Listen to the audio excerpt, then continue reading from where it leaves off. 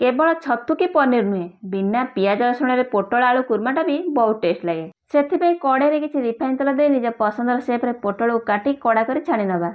से बड़का तेल आलू को सब छाणी रखीदेला अल्प किसी रिफाइन तेल रे गोटा मसला सह टमाटा और अदार पेस्ट को दे किसी समय कषा। टमाटा और अदा भलसे कषिगला आम से कलर पर काश्मीर लंका गुंड राग लंका गुंड हलदी गुंड जीरा गुंड धनिया गुंड और करी पाउडर को दे मसलार तेल अलग हवा पर्यंत अल्प टे पानी दे कषेवा। अध घंटा पूर्व भिजेक रखिता किसी काजू सह चारमगज पोस्तकर भल पेस्टा को दे किसी समय कषेवा। तापर से सब भलसे कषिगला आगु छाणिक रखि आलू को 2-3 मिनट कषिदेला स्वाद अनुसार लुण अल्प टिके चीनी दे पोटल को दे 4-5 मिनट कषा। से सब भलसे कषिगला किसी क्षीर सह अमूल को बढ़िया से गोले देदेबा। ताको 4-5 मिनट फुटेदेला शेष में गरम मसला दे रेडी करदेबा टेस्टी टेस्टी पोटल आलू कुर्मा।